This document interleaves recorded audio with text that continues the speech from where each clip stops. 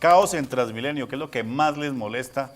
Las situaciones más pero más traumáticas que viven. Marquen ya el 651-4920 y conversan aquí con nuestro experto, ex candidato a la alcaldía por el Polo Democrático Alternativo, el doctor Aurelio Suárez.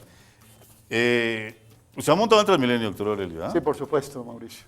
¿Qué le molesta del sistema en sí? ¿O le parece que el sistema fue bien pensado en ese debate que hay entre peñalosistas, antipeñalosistas, que ha debido ser el metro? ¿Usted le parece buena idea el Transmilenio, primero, para comenzar? Yo creo que no debemos descartar ningún modo de transporte. La discusión es si no debe ser si debe existir Transmilenio o no.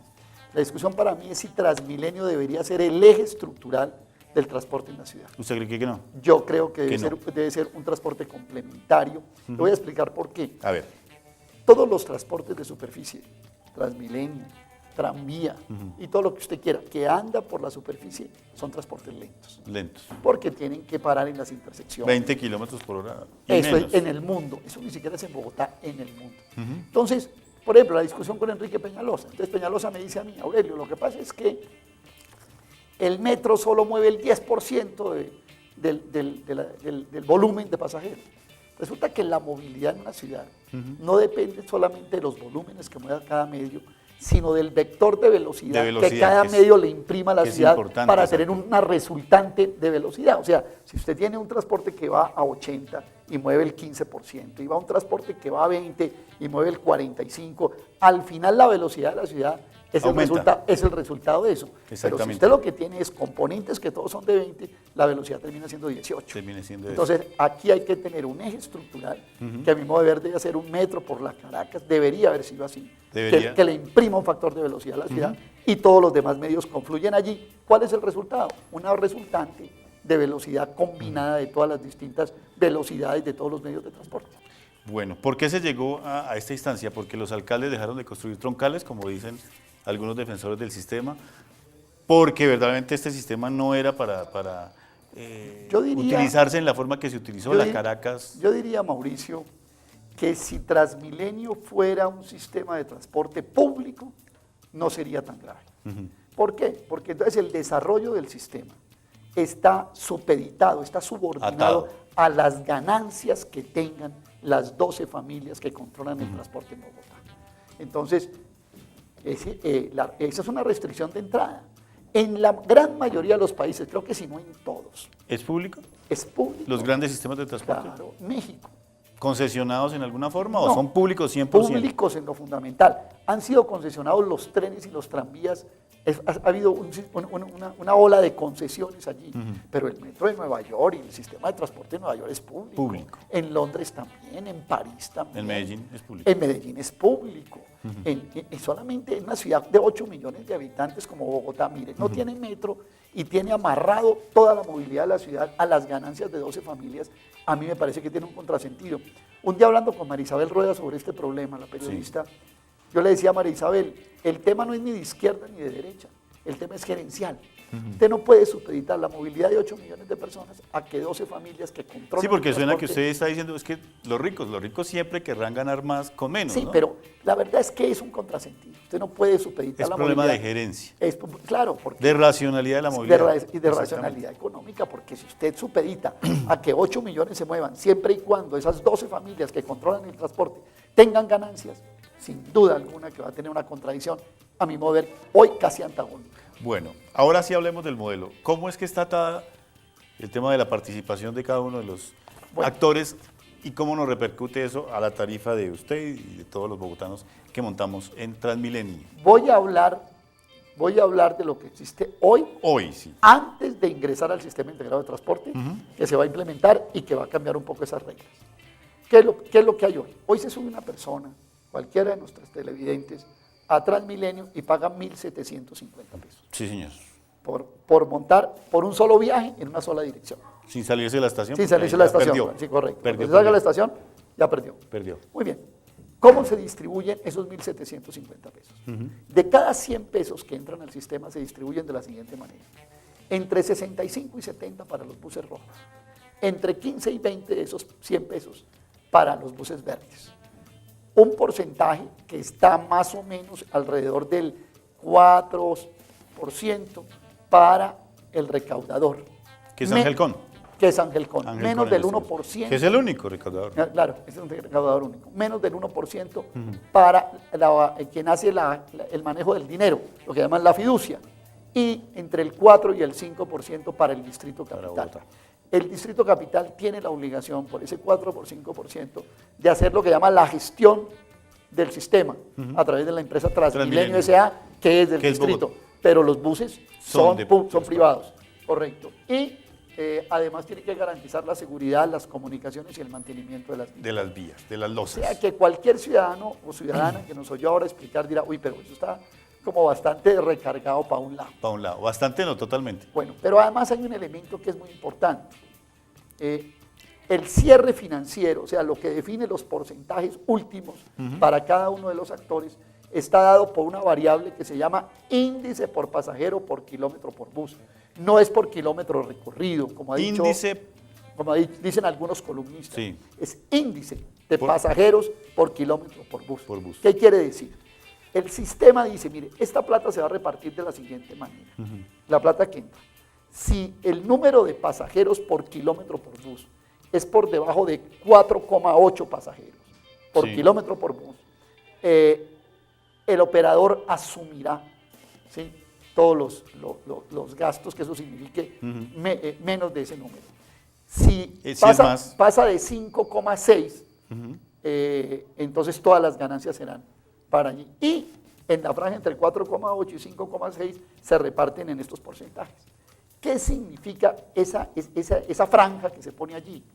Que si el sistema en un momento dado tiene menos de 4,8 pasajeros por kilómetro, de acuerdo a la fórmula, tiene que asumir el dueño del bus. el dueño. Entonces, nunca en ningún momento, por ningún motivo, los dueños de los buses van a permitir que tengan menos de 4,8 pasajeros por kilómetro por bus. Por eso ¿Correcto? siempre va a haber Por eso un- siempre tiene que ir suficientemente lleno y Lleno. con poca frecuencia para que ese índice se cumpla. Esa variable perversa, a mi modo de ver, hay que quitarla. Pero fíjense que hay una cosa adicional. Cuando uno mira el promedio del índice de pasajeros por kilómetro ¿Qué por son bus, cuánto? el llamado nunca en los últimos años, ¿Ha bajado de 10 años, 4? no ha bajado de 5,1. O sea que además le han metido más 0,3 pasajeros por kilómetro Más. por bus. Entonces, ¿qué sucede? Sucede que ahí se gana una plata, imagínense, todo lo que recorre el bus por pasajero por kilómetro. ¿Qué sucede entonces? Entonces le llenan todavía más para ganar otro poquito. Para ganar mucho más. Y menos frecuencia, y eso es lo que genera. Fuera de que es caro, fuera de Incómodo. que incómodo, pasa poco, pues por supuesto esto tiene que... Pero hay un pronunciamiento del Consejo de Estado para invitar o sugerirle a la alcaldía, al Distrito Capital, que replantee esos contratos desde hace más de un año, ¿no? Hay dos pronunciamientos Sí. judiciales. Uno, mayo del 2011, del Consejo de Estado. Ese fue un poco menos directo, pero decía, garanticen que la gente vaya... Más hacia cómoda. el servicio. Sí, más hacia el servicio, correcto, correcciones en el servicio. Que la de gente no se vaya Pero ya como el latas fallo del sardinas. Tribunal Administrativo de Cundinamarca, ¿sí?, que sale a finales del año pasado, más o menos entre los últimos días de noviembre y diciembre, no me acuerdo la fecha exacta, ya le dice Que ya le dice tiene que replantearlo. replantearse esta forma de distribución, ¿cierto? ¿Hasta dónde podrá morder la alcaldía? Ese es la verdadera pulso que hay. Yo voy a esperar un poco, con todo el respeto lo digo, cómo termina la negociación. Pero quiero advertirte una cosa. Si la negociación termina simplemente en que se abarata la tarifa de 10 de la mañana a 4 de la tarde, pero la estructura general No varía. yo creo que no hemos hecho No se ha dos hecho cosas. nada, ¿no? Pues por supuesto que descontar 300 pesos a una hora, pues es mejor que no pagarlos que pagarlos, Pero ¿cierto? eso tiene implicaciones operativas. Claro, ¿Cómo se va a hacer a las 3:55 para No, que eso va a tener líos, pero la avalancha hay que ir de personas al entrando? núcleo del problema. Exactamente. Hay que ir al núcleo del problema. Es inviable, yo la no, veo inviable. Eso puede terminar siendo una especie de mejoral, pero si la enfermedad es un cáncer, no sé si resuelva. Y puede ser un boomerang también, También, por supuesto. porque puede crear una aglomeración, algo parecido al pico y placa de antes, que a las entiéndame- 4 de la tarde pero todo el mundo se entiéndame volvía que yo loco. no me quiero precipitar, ni que salgan a decir, ya Aurelio se está oponiendo sin haber empezado. No, yo voy a mirar con toda la objetividad posible, pero tengo mis reservas, creyendo que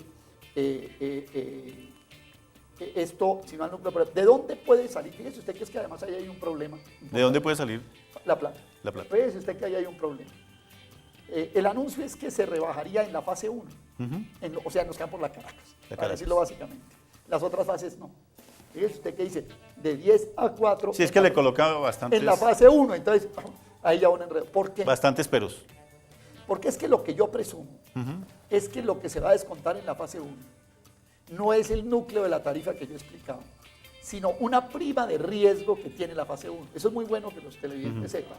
La tarifa de la fase 1 adicionalmente tiene un porcentaje que le daban el contrato a los operadores porque se suponía que era muy riesgoso. Que iba a ser malo el negocio. Entonces, se lo vamos a garantizar. Y el negocio sí es bueno. Y llevan 10 años con la prima de riesgo calladitos debajo de ella del sombrero. Entonces yo lo que estimo es que les van a quitar un poco esa tasa de riesgo. Incluso ni se la van a quitar a las horas pico. Sí, señor. Entonces, pero quiero esperar realmente. Esperemos y vamos a... La prudencia que hace verdaderos sabios nos llama a esperar. Pero plantearía esas inquietudes como algo que, a mi modo de ver, si no vamos a la estructura misma del negocio, no pasa nada. Creo que eso puede ser una mejora muy poco sustancial. Bueno, comenzamos hablando de Transmilenio, seguimos hablando de García Márquez y ahora vamos a escuchar, ya que usted habló de El amor en los tiempos del cólera, hay un tema que García Márquez lo sitúa como en el comienzo de ese romance, es el romance de sus papás, ¿no? Se supone, ¿no? Se supone que es el de los papás de García Márquez. Y habla mucho de este vallenato, de la diosa coronada. Vamos a escuchar dos versiones. La primera es la versión tradicional, la canta el mismo compositor, Leandro Díaz. Y después vamos a escuchar la de Carlos Vives, pero primero escuchemos Leandro Díaz en este homenaje que le hacemos a Gabriel García Márquez, el único premio Nobel que hemos tenido, el colombiano más ilustre, como dicen los periodistas, pero de verdad que es, junto con Fernando Botero y no sé quién más, pues fuera de serie, García Márquez. Escuchemos entonces La diosa coronada y ya regresamos hablando de nuestro Transmilenio aquí con el doctor Aurelio Suárez.